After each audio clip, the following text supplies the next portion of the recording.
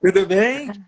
Tudo bem, estava aqui com o microfone preparado, mas tudo desligado, né? Aí não adianta, né? Tava fora do fio, fora do plug. Não, não, estava plugado, mas ele tá. Eu tô com o microfone de lapela, né? E para não gastar bateria, eu deixei desligado até o momento de começar, que eu já preparo tudo uns 10 minutos antes, né? Como é que tá o aniversariante do mês? Ah, tá tudo bem. Ontem eu passei o aniversário com os meus pais. Aham. Eles fizeram um almoço, né, de comemoração na casa deles, eu passei com eles. Daí depois da tarde fiquei descansando, assisti filme, tava com preguiça, não fiz nada ontem. Aproveitando. Confesso.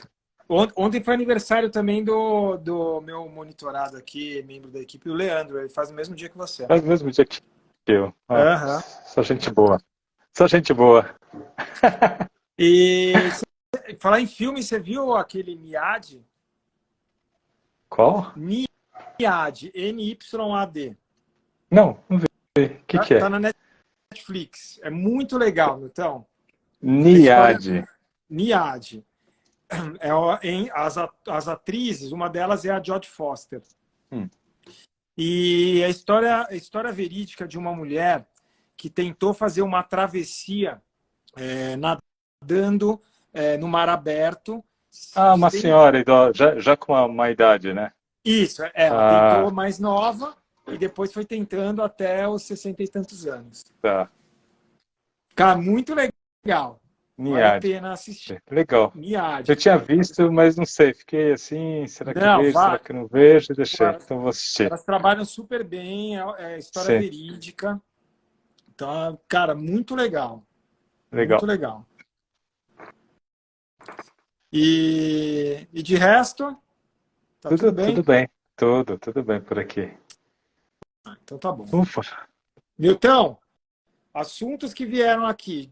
tá. Também, ó, duas, três, quatro pessoas, o mesmo assunto, queriam saber sobre as divindades, principalmente as divindades femininas. Ah, Então, não sei se você quer falar alguma coisa, tipo, acho que a grande dúvida das pessoas veio sobre a representatividade dessas divindades, o que elas se conectam com a prática. Então, eu sei que você tem um curso incrível que eu fiz sobre as divindades, principalmente as divindades femininas, uhum. mas eu acho que se você quiser dar uma pincelada aí para as pessoas entenderem, falar um pouco. A Kali, fala um tanto de Kali, o que Kali representa, o que Kali, uma associação até com um dos seus livros, Kali Mudra com, com a representação de Kali, ou um mantra de Kali, o que isso pode gerar, o que isso pode reverberar. Então, Assunto legal. interessante que eu acho que a última aula a gente falou um pouco sobre arquétipo, né? A gente estava falando sobre Falamos. o inconsciente e tal. Então, existem várias maneiras de você abordar esse assunto, tá? Existe a maneira religiosa, a maneira hindu, que é uma entidade mesmo, tá? Existe a, a maneira, uma maneira que eu abordo é que que é abordada na psicologia, que essas divindades, na realidade, elas são representações do inconsciente. Tá? E essas representações do inconsciente, elas afloram externamente com um conjunto de símbolos, porque o contato com o consciente se dá pela prosa, se dá pelo cálculo, depende. Cálculo mais simples, as contas mais simples, se dá pela lógica, tá? Se dá pelo raciocínio, isso é a abordagem do consciente. E consciente dentro da psicologia é totalmente diferente do que a gente entende por yoga. Mas mantendo esse raciocínio, esse consciente, ele está associado ao ego. Agora, quando você entra em contato com o inconsciente, tá?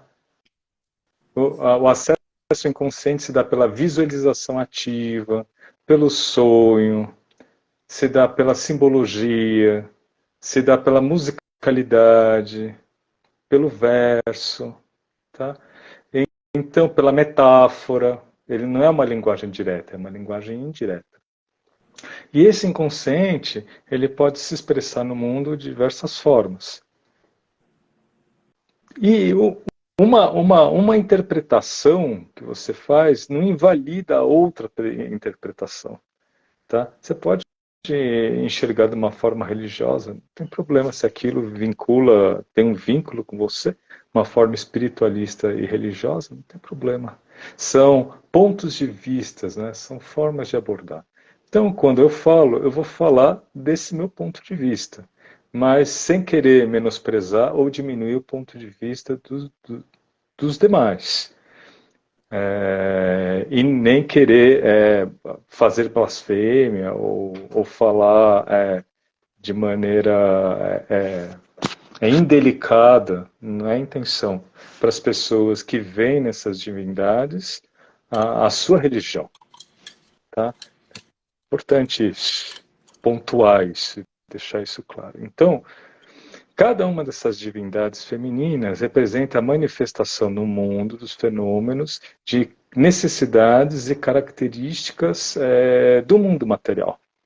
Por exemplo. Então, faz uma parte aí, eu acho que é legal, é algo que com certeza fica presente na cabeça das pessoas, que é a relação das divindades com Deus. Com Deus, seja ele qual religião ver o Deus maior, ou sei lá, o que cada religião, a forma que cada religião vê. As pessoas elas confundem muito se isso se é a mesma coisa, se não é a mesma coisa, sei lá, Kali é uma deusa, então se encaixa. Então só fiz essa parte para você. Pois é exatamente o que eu falei. Torna a deusa se você enxerga assim.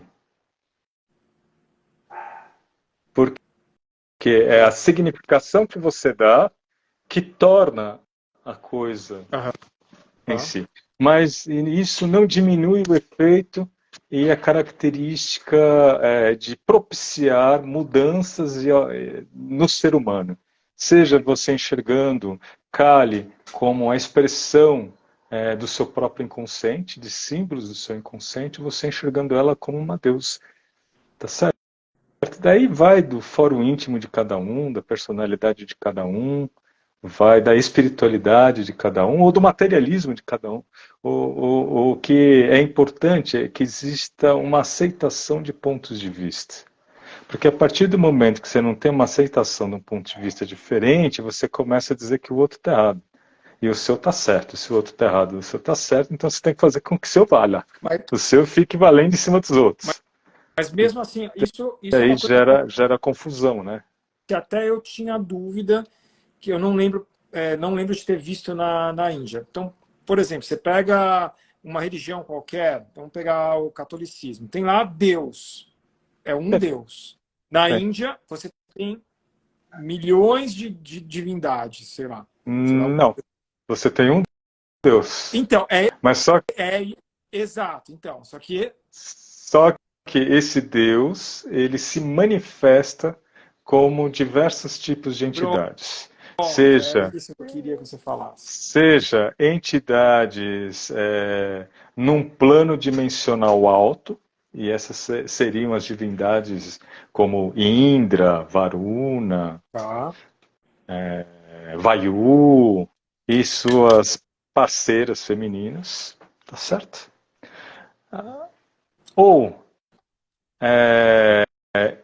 E se manifesta como nós seres humanos também, e como os animais, e como as plantas. Então, nós somos Deus? Somos. É como se fosse um fractalzinho, né?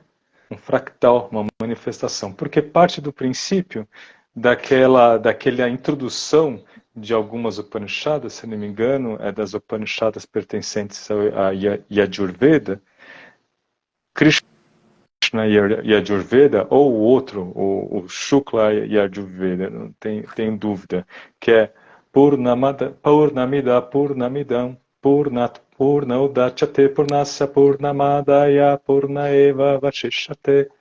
Do todo pleno e completo, você tira uma parte, que é o todo pleno e completo. O que sobra? O todo pleno e completo. Do infinito tira infinito, dá infinito. É isso. Então, você é uma manifestação do infinito. Então, você é uma manifestação da divindade. Isso é o que diferencia com relação ao catolicismo, que dizer que você é Deus é uma blasfêmia, uma blasfêmia. Da mesma forma, dentro do islamismo, vou dizer que você é Deus é uma blasfêmia. Dentro do hinduísmo, não. Porque existem as religiões que são religiões monogâmicas, tá? Existem as religiões que são poligâmicas. Perdão. Existe o monoteísmo, poliganismo, né? Estou Monoteísmo confundindo as bolas aqui. Existe politeísmo. o monoteísmo e politeísmo. Politeísmo. Existe o panteísmo e o panenteísmo. Tá certo? E a Índia tem o quê? A Índia tem tudo. Tem todas essas possibilidades. O mais comum dentro do hinduísmo é a visão panenteísta, que tudo que existe, que não existe, é uma manifestação desse absoluto, tá? Que aparece em forma de fractais, né? E esse microcosmos é uma representação do macrocosmos, e assim sucessivamente. Da mesma forma acontece com o cãozinho que está deitado aqui do meu lado, com a plantinha que está ali do outro lado, e assim sucessivamente. Então, esta é a visão de algumas escolas, de alguns ramos religiosos dentro do hinduísmo. É uma visão panenteísta. Tá? E pode ser dessa forma? Pode. O que eu estou querendo dizer é que para o Samkhya Nirishwara, se a Nirishwara é sem Senhor, a questão sobre uma divindade, sobre um criador, ou sobre um mestre mais antigo, o mestre de todos os demais, como existe no Yoga Sutra, isso não é uma questão. Portanto, tudo isso passa a ser uma projeção do seu inconsciente. Passa a ser uma projeção material. Porque não existe a dicotomia entre matéria e espírito. As duas coisas se manifestam como uma coisa única. Falar dessa dicotomia já é um absurdo. Tá ok? Tá ok. Então, se a gente aborda desta forma, cada uma dessas divindades são a representação arquetípica e simbólica, portanto mitológica e sonora e riquíssima de expressões e características de nosso inconsciente, que quando ativadas ou consteladas permite que isso cause transformações e modificações da nossa personalidade. Tá? Daí vem o exemplo que eu ia dar. Se você pega Shri, que é a esposa de Vishnu, toda a mitologia dela está associada à prosperidade, está associado à fertilidade, está associado à riqueza, está associado ao crescimento material, tá certo? Está associado à abundância. Logo, o seu simbolismo, o seu mantra, o seu mandala vão ativar características da sua personalidade, tornando você apto a se aperceber e tomar consciência das oportunidades. E parece mágica. Você começa a fazer o Bidya Mantra, utilizar o mandala para meditação, a imagem para meditação, e as coisas começam a acontecer. Mas elas já aconteciam, mas só que você não estava aberto para elas. Não estava direcionado para isso. Não estava direcionado para isso. Tá? Então parece um negócio mágico, porque é muito engraçado. Você pega um instrutor que ele não tem a menor veia acadêmica e de estudo, e você começa a usar o Bidya Mantra de Sarasvati e utilizar o mandala dela, ele nem sabe, você nem falou. Você começa a dar, imediatamente ele já começa a ler, começa a estudar, começa a escrever, começa a se envolver em atividades artísticas, em gramática, em música, Por quê? Porque ela seria o símbolo arquetípico. E esses símbolos arquetípicos, eles não são uma característica do hinduísmo, o que mostra mais, e eles se repetem em diversas culturas, tá?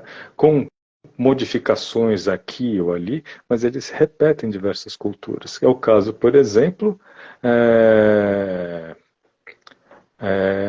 São Pedro no catolicismo é Papadoc na Papadoc não, tem outro nome. No voodoo tem um nome, mas também é um simbolismo muito parecido com o de Ganesh, que é o quê? Ganesha é aquele cara que é o guardião do umbral. Por quê? Porque ele protege a entrada do lar, ele protege a entrada daquilo que é reservado, protege os planos que são os planos inconscientes. Por isso, antes de entrar no mundo do lado de lá, você precisa constelar no seu inconsciente primeiro Ganesha a pedir permissão. Por isso, todo puja, todo rito começa com Ganesha. Por isso que normalmente, não sei se você lembra, na entrada do templo lá em Khajuraho, Sim. logo à esquerda, né, no Matangeshwari, que é aquele templo ativo em Khajuraho, logo à esquerda, antes de subir a escada, do lado esquerdo tem um Ganesha. E mesmo tinha um lindo naquele templo, aquele templo super bonito, que a gente, agora já nem lembro onde era, no sul? Não, não era no sul, não. Era aquele templo que a gente ficou do lado de fora, tinha um sino gigante. Não vou lembrar onde era agora. Mas tinha lindo No também. sul? No norte? Então, não foi. Não, eu acho que não foi no sul. Tinha um sinete gigante que os caras ficavam tocando, gigante.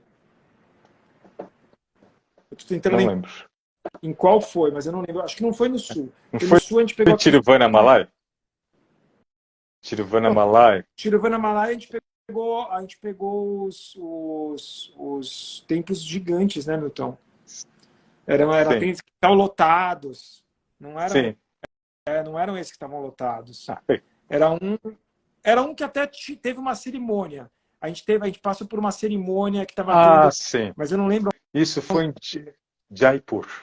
Jaipur. Em Jaipur. Tá? Foi no caminho, quando a gente ia em direção ao Udaipur, de Jaipur e Udaipur, a gente fez esse trecho de carro. Daí a gente parou nesse templo, era um templo de Shiva. Né? A hora que você entrou, tinha os tambores tocando, né? Isso. Tava bonito, né? E de Exato. lá a gente seguiu em direção ao templo jainista. Isso. Que fica em Ratna... Daqui a pouco eu lembro. Radhapur. Radnapur.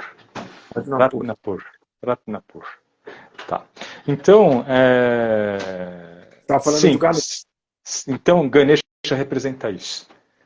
Também representa a família. E Ganesha também Logo, São Pedro é o quê? São Pedro é o cara que está ali na porta, né? Na porta do céu, na porta do plano invisível. E que tem as chaves e que te permite o acesso a esse plano. Ou seja, permite o acesso ao inconsciente. Então seria uma... E é muito interessante que o elefante é aquele animal que ele abre o caminho pela floresta, né? Porque ele passa e ele vai derrubando, né? Ele vai deixando o caminho livre, então ele remove os obstáculos, né? As dificuldades. Então esse remover os obstáculos, ele também é remover os obstáculos para o seu inconsciente, né? Porque o inconsciente é como se ele tivesse diversas portas de entrada, né? Então, Ele é uma floresta essas e que você mergulha.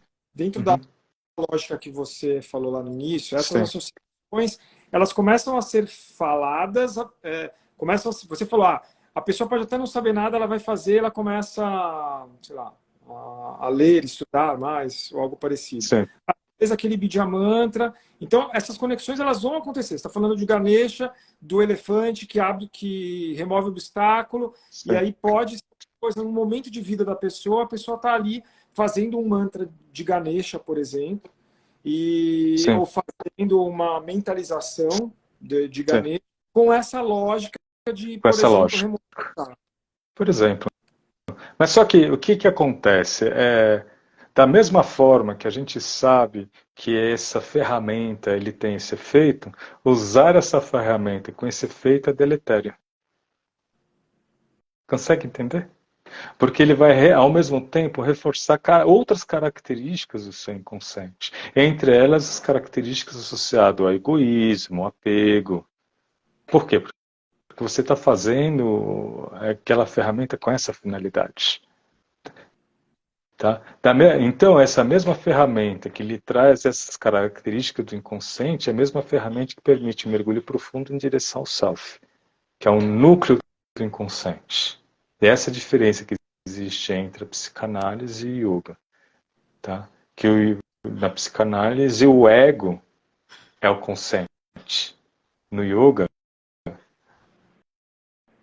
o ego é a manifestação material, mundana, da consciência que está no âmago do inconsciente. Então, o inconsciente ele não é simplesmente o oceano onde tem as criaturas da memória que foi esquecida ou represada, ou simbolismos arquetípicos. Ele é, antes de tudo, o núcleo da consciência. É por isso que, por exemplo, quando Jung desenha o inconsciente, ele desenha de uma forma diferente do Freud. Porque ele desenha o inconsciente colocando o self como um arquétipo. E daí ele valida isso. Tá? Mas no yoga, o self não é um arquétipo, mas é o núcleo da consciência. Então, no yoga, a gente enxerga como se fosse, no yoga e no samkhya, a gente enxerga como se fosse uma lâmpada. Tá certo? E essa lâmpada ela tem a luz branca, mas em torno da luz branca tem algo envolvendo, por exemplo, um abajur. Tá? Que pode ser da forma A, da forma B, com a cor A, com a cor B, e essa luz, ao rebater nessa cúpula, ela vai dar uma textura e uma cor distinta. Ou seja, a consciência batendo no mundo material, ou a consciência presente no âmago do mundo material e vinculada a ele, se manifesta em toda a multiplicidade conforme com a complexidade do corpo que está formado. Perfeito? Então, é desta maneira que o Samkhya enxerga, por assim dizer, como há um vínculo estrito entre o Samkhya e o Yoga desde a antiguidade, por assim dizer, que o Yoga enxerga também. Tá? Então, essas ferramentas, você deve tomar bastante cuidado quando você for usá-la com a finalidade de preciso de sabedoria, porque eu tenho que passar na prova, vou fazer um monte de mantra para Sarasvati. Vai funcionar, mas também todo bônus tem um ônus. Você sempre vai ter um preço a ser pago. Entendeu? Porque característica do inconsciente associada a isso, que não são as mais agradáveis, vão vir à tona também. Existe uma forma de gerar um equilíbrio aí, Milton? Por exemplo, quando a gente fala dos chakras. Então, tem um chakra ali que ele tá, tipo, a intensidade dele está baixa. Eu vou aumentar o chakra. Quando eu aumento a intensidade daquele chakra, vai ter os bônus e os bônus daquela intensidade. Existe uma forma de gerar esse equilíbrio com os arquétipos e suas representações? Sim, trabalha de forma equilibrada todos eles, e aquele que não está tanto vai se acertar. Entendi. Tá certo? Você trabalha trabalhar com chakras. Falando Você disso. precisa, sim, mas você precisa ter muito conhecimento. Sim. Não só muito conhecimento teórico, mas muito conhecimento prático. A chance de você cometer um erro e dar caca é sempre grande. Tá certo? Então, normalmente, se você trabalhar de forma equilibrada todos eles, a tendência é que as coisas se acertem naturalmente. Então, mas isso em tá? chakras. Agora, se você pegar, você deu um exemplo aí, vou pegar Saraswati e vou dar uma intensificada porque eu quero Sim. exacerbar aquela característica daquela representação. Sim. É, normalmente, o que eu sugiro é que você tenha um professor que fique de olho em você e veja o que está acontecendo. Por quê? Para poder virar para você e falar, olha, você passou do ponto, Dá um não está bom, vai para o outro lado. melhor separar, vamos mudar isso daí. Então, isso ajuda. A segunda coisa é trabalhar não para. Como que eu falo para a pessoa escolher o Shakti Mantra? A gente faz assim, olha. Ou, mediante as características da personalidade da pessoa, eu consigo identificar que aquele arquétipo vai ser o mais coerente para a evolução da pessoa. Tá certo? Ou, ao executar durante um certo tempo diversos mantras, ou utilizar de vários numa sequência, a pessoa ela vai perceber qual o mantra que vai falar para ela. Ela vai perceber qual a divindade que vai falar para ela. Sabe como o Ramakrishna fazia? Ele perguntava. Ele falava: quem é o seu Ishtadevata? Quem é o seu ídolo, né? É isso que ele estava perguntando. Quem que você sente identificação? Quem que você gosta? E em cima disso, ele pegava as ferramentas daquela divindade. Mas ele nunca falava, você vai fazer Mas, turga para proteção. Não, não é isso. A finalidade era, você vai pegar o mantra com a finalidade de aprimoramento pessoal e autoconhecimento. E daí você pegava o mantra para isso. E isso ia ter as variações da personalidade necessárias para que aquela pessoa se tornasse plena e isso facilitasse o processo de emancipação. Entendeu? super. Entendeu? Eu sempre pro yogin, para os instrutores, eu costumo deixar bem claro com relação à utilização dos mantras, a utilização dos chakras. Não faça isso de maneira desegrada. Não faça isso, não faça isso por objetivos pessoais, porque isso vai reforçar o seu ego e vai dificultar o processo. E não digo nem reforçar o ego, porque você ter um ego forte é importante para o autoconhecimento também. Não ter um ego destruído, mas é no sentido de reforçar condicionamentos que vão te atrapalhar. Tá? É esse o cuidado. Normalmente, assim, quando eu estou numa aula, eu começo a dar vários desses Vidya mantras, e daí você vai perceber que tem um que a pessoa lá abre os olhos, ou que ela sente o arrepio, ou que ela sente que aquilo emocionou ela nem sabe por quê. Esse é o som dela. Esse é o arquétipo que ela vai ter que usar. É esse que vai dar certo. Tá? Se não tiver nenhum, também você pode utilizar de maneira equilibrada, como nós fazemos com os Bidya mantras dos tátuas dos Então, chakras. A gente pega e utiliza eles de maneira equilibrada. Tá é tudo bem. mas os arquétipos fazer um pouco de De cada um. forma, de forma equilibrada. Sim. Porque eles representam características nossas, né? Você Uhum. viu? Não é fora, é dentro. Sim. E é fora também, porque o que está dentro está fora. Então, mas não é um poder externo que você vai invocar e pumba, isso vai. Pode ser interpretado dessa forma, mas na minha opinião não é. É opinião, é interpretação, é ótica, opinião é um ponto de vista, né? É a forma como você enxerga mesmo. Sim. E dentro das divindades, uma que eu falei, uma que é às vezes mal interpretada é Kali. Sim, é Kali. Sim, vamos falar um pouquinho do simbolismo dela, né? Kali é, é a manifestação feminina, as manifestações femininas representam o mundo em manifestação, tá? Representam o mundo material e características do mundo material. Em compensação, as representações masculinas representam a manifestação da consciência e as grandes miríades associadas à consciência. Consciência e matéria sempre caminham juntas. Portanto, sempre tem um par. Brahma, Sarasvati, Shiva, Parvati, Vishnu, Lakshmi, todos sempre estão aí casadinhos, porque o processo de criação vindo do infinito no manifesto se manifesta como uma dualidade, porque o mundo existe em dualidade, e da dualidade depois se manifesta a trindade, mas dentro da trindade sempre tem uma dualidade. E é assim que você tem a formação de Brahma, Vishnu e Shiva, a trindade, mas eles nunca estão sozinhos.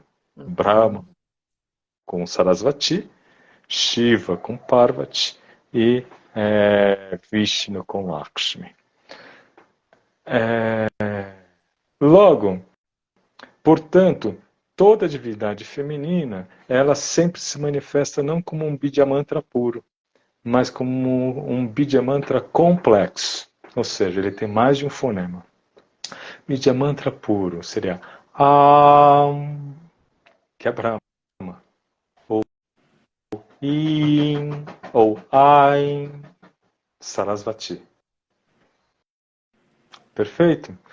Você tem, por exemplo, no caso de Shiva, você tem normalmente mantras aspirados como Raum ou Hum. No caso de Parvati, você vai ter um mantra aspirado. No caso de Tripura Sundari, que é a esposa de uma manifestação de Parvati, que é Hrim. No caso de Kamadeva, Kamadevi, Klim. E assim sucessivamente. Tá? Assim, Kali, ela é a manifestação do aspecto irado da natureza, do aspecto transcendente da natureza. Então, normalmente, ela é uma mulher belíssima, tá? Totalmente nua, porque ela não está vinculada à moral e aos costumes humanos, aos padrões. Ela transcende qualquer padrão. E ela é negra porque um negro representa o estado de consciência de não mente. Porque o estado de meditação, antes da explosão de luz, ela é a ausência de pensamento, que é a escuridão. Portanto, a luz e a escuridão, elas estão intimamente vinculadas.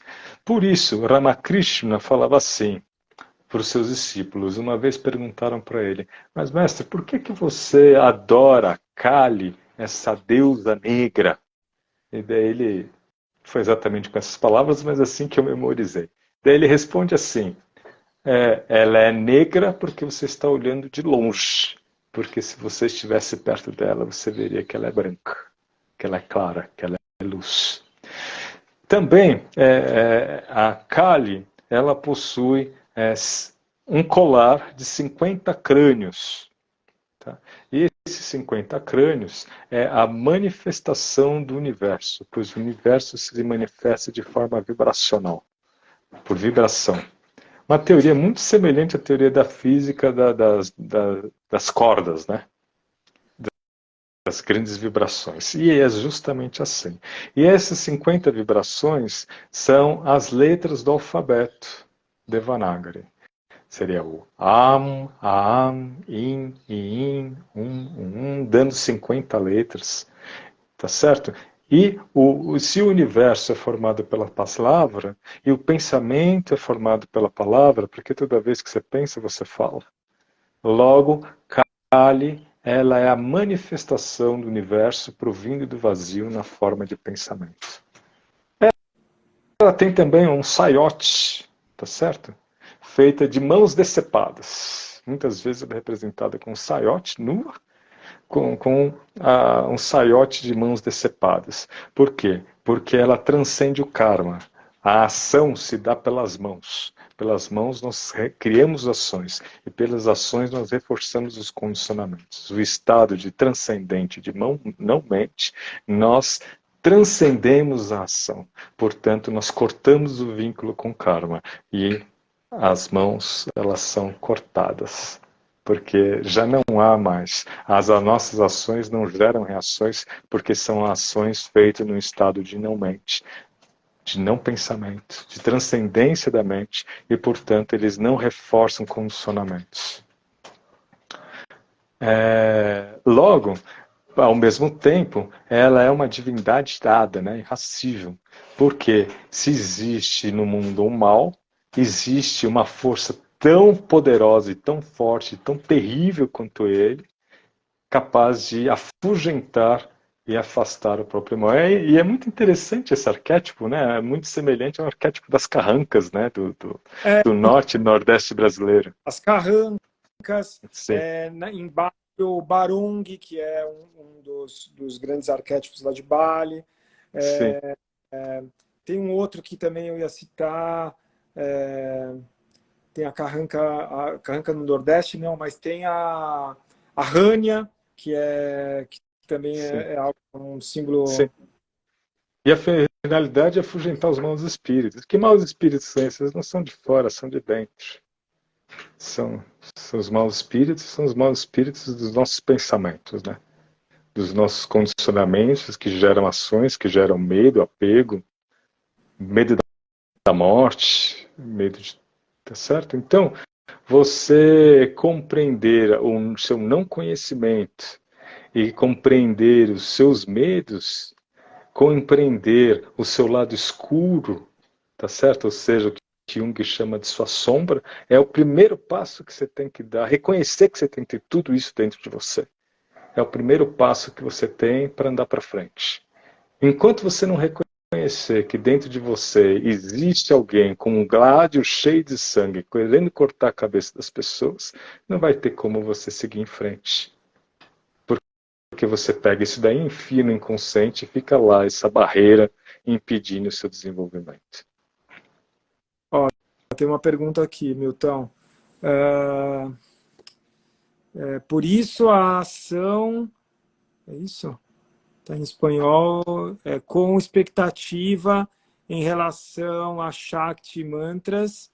Reforça condicionamentos. Perfeito, Esteban. É isso mesmo.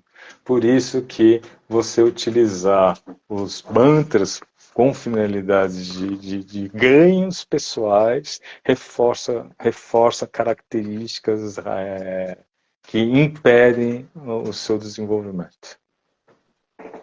É isso. Entendeu perfeitamente. Por isso que, né, é muito comum na Índia você fazer puja com uma função, são os chamados kamya pujas, tá? Mas o mais bonito não é o kamya puja. O mais bonito é o puja feito pelo puja, né? É aquilo que você faz de coração. Também você pode trazer isso para o yoga. Isso é uma coisa que o De Rose fala muito, né? Falava muito, agora não fala mais, já tá com bastante idade, né? Acho que ele cansou. Mas ele falava muito, né? Por que praticar yoga? Você pratica yoga porque aquilo é uma expressão artística, porque aquilo mexe com você, porque aquilo é, é, é um ato de amor, né? Podemos dizer assim. É feito incondicionalmente, né? Até nem a evolução você está esperando. Você faz aquilo sem pensar em motivadores, porque sempre que você tem um motivador, você tem um fundo egoísta por baixo, né? Você tem um fundo vinculado ao ego por baixo. Você quer transcender o ego utilizando o ego, fica meio difícil. Então seria essa a ideia, né? Tá, isso quer dizer que yoga não funciona? Funciona. Quer dizer que yoga não reduz o estresse? Reduz. Quer dizer que yoga não ajuda no processo psicanalítico? Ajuda. Tudo isso acontece. Mas a partir do momento que você transcende esses motivadores e faz a coisa pela coisa, você pode usufruir de todos os detalhes. É como chupar uma laranja, né? Ou uma fruta que você goste muito e você vai chupar ela porque ela te dá saúde. Tá? E, ou você vai comer aquilo de uma maneira rápida, né? Com pressa. Não, você precisa degustar, sentir o sabor, sentir o momento presente, estar aqui agora e fazer aquilo com toda a sua consciência, totalmente presente no aqui e agora. É por isso que muitas vezes nos monastérios é comum eles comerem em silêncio.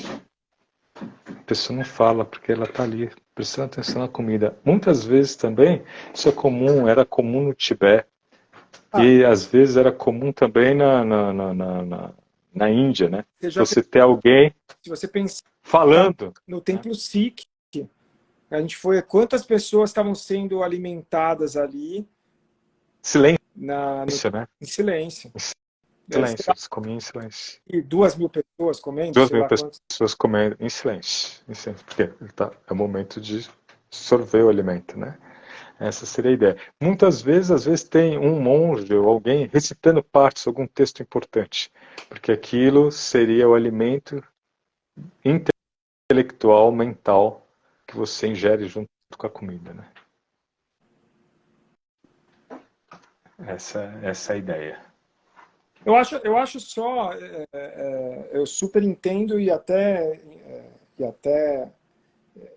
enfatizo essa ideia mesmo. Putz, é lindo você praticar yoga porque simplesmente, pô, você quer praticar e te faz bem, e ponto, e já está. E sem o benefício, ou sem a lógica. Mas eu também entendo as pessoas quererem praticar buscando algo. É, Então, a minha forma.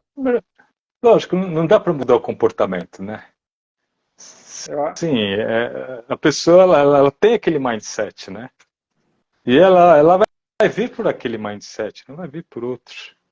O outro é, mindset.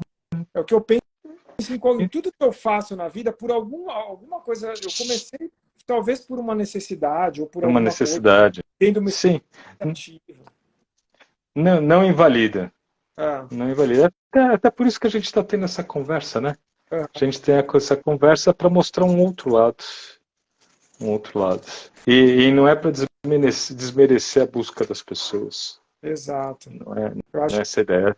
É só muito importante mostrar um outro lado. as pessoas saberem aqui que a gente está conversando e o Milton está colocando um lado, mas tipo, acho que tudo é válido. Se você está Uhum. praticando yoga, se você está fazendo alguma atividade porque você está buscando aquilo, pô, que legal, faz e, e vá fundo aí, porque Sim, com certeza é isso. é mais uma pessoa que está aí levantando a bandeira de algo que a gente é apaixonado, que a gente gosta, Sim, é que a gente faz isso. por amor há anos. É isso.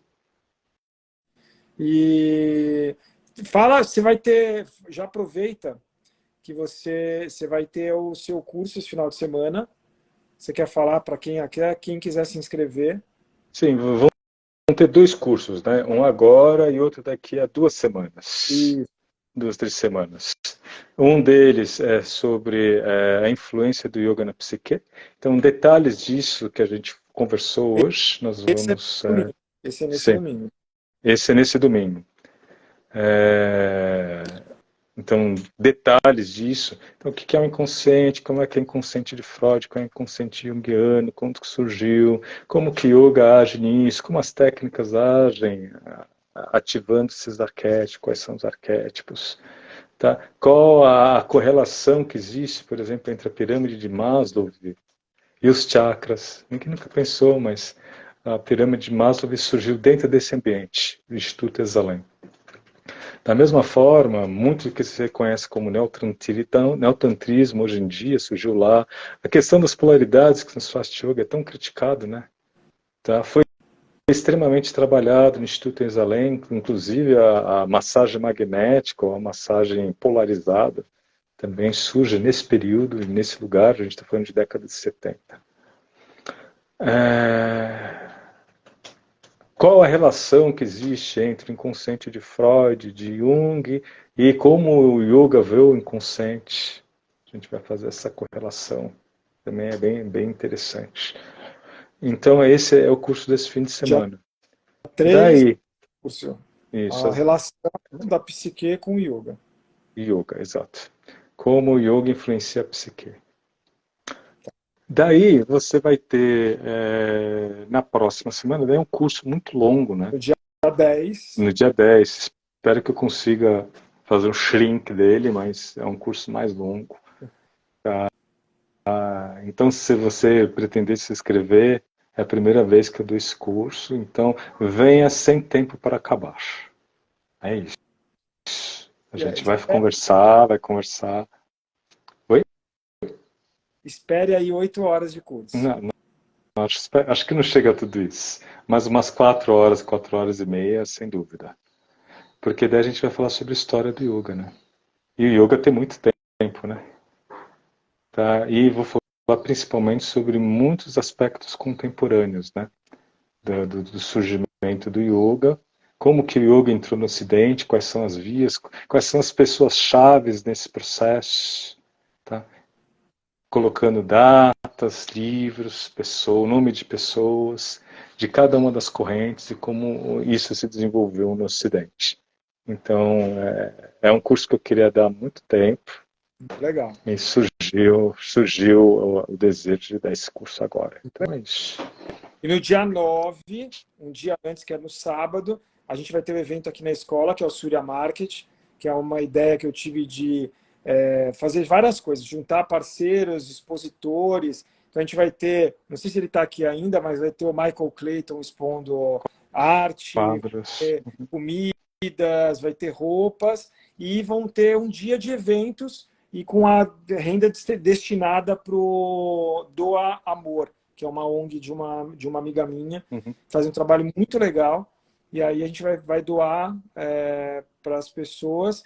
O Milton vai dar uma palestra aqui, vai ter várias práticas minhas, vão ter práticas de outros professores, vai ter uma psicanalista dando também uma palestra. Então vão ter várias atividades o dia inteiro, e a gente encerra com um grupo de mentalização às 5 da tarde, com um grupo de mentalização, com uma prática de mentalização em comemoração aos 23 anos da escola, que a gente completou esse ano. Perfeito. Então, convidado. E eu fico de te informar se vai ser de manhã ou à tarde. Estamos na Te sua formo espera. hoje. Como você falar, você me Assim que falando, eu terminar com aqui. alguém de manhã já. Tá? Tá, combinado. Então, ó, Milton, super beijo para você. Comemora aí bastante Beijão. aniversário ontem. E Cinquentão, hein? sim, Cinquentão já, hein? eu tá quase. Ainda, esse mês, Tiozão. não, mês que vem não. Janeiro, É, 49. Então estamos aí. já virei tiozão já. Você já está no cinquentão. Você já é o tio Milton. O tio Milton. Então tá bom. Beijos a todos. Beijos. Beijo, Milton. Até daqui 15 dias. Não, Até daqui a 15 dias. beijo. Isso. Beijo.